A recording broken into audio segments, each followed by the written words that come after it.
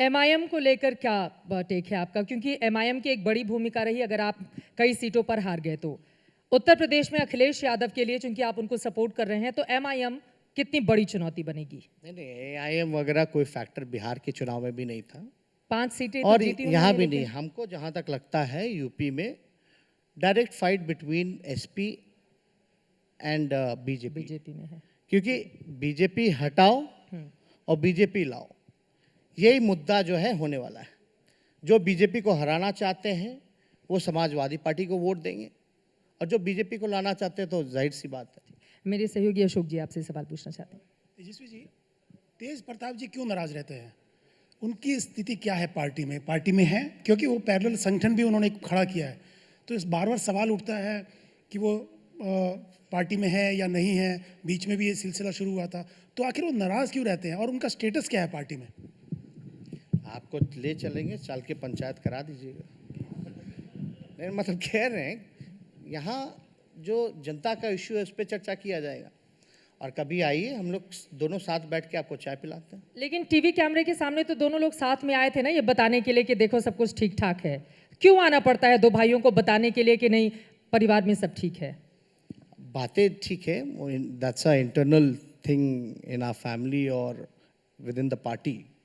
इससे जनता का कोई इंटरेस्ट नहीं है और जहाँ तक आप लोगों की चिंता इतनी ज़्यादा है तो हम आप लोगों को अश्योर कर सकते हैं, विल हैंडल इट।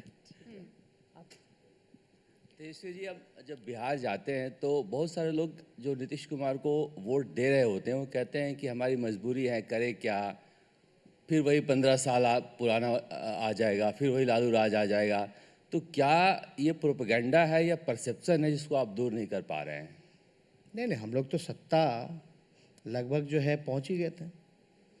पिछले कई चुनावों के बाद हम लोगों का वोट परसेंटेज भी काफ़ी बढ़ा और हमने पहले भी एक डेटा दिया जिसमें कि हमारे उनके अलायंस में केवल 12,000 का डिफरेंस था। 2-4 सीट का ही तो अंतर है, वही अंतर अभी तो है। मौजूदगी। जहाँ तक प्रोपेगेंडा, अगर आप 15 साल बनाम 15 साल की बात करते हैं तो बिहार विधानसभा में आप कैसे डिसाइड कीजिएगा कि कौन सा 15 साल अच्छा था, कौन सा 15 साल खराब था? डेटा होना चाहिए, रिपोर्ट होना चाहिए।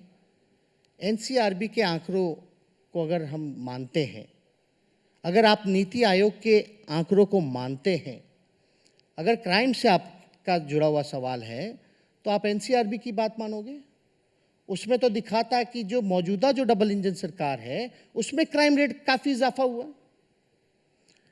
आप बताइए ना, मंत्री पर डायरेक्ट आरोप लगा ना अभी लेसी सिंह पे हत्या का, कहाँ उस हिसाब का बवाल हुआ?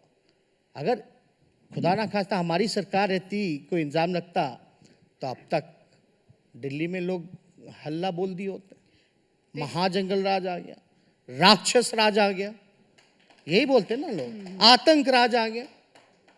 लेकिन वो बालिका गृह मुजफ्फरपुर कांड जो हुआ, तोंद वाले अंकल जी, मूछ वाले अंकल जी, जो सरकारी संस्था हैं जिन अनाथ बच्चे को पढ़ाना था, लिखाना था, बड़ा करना था, ख्याल रखना था, वहाँ घिनौना काम किया गया।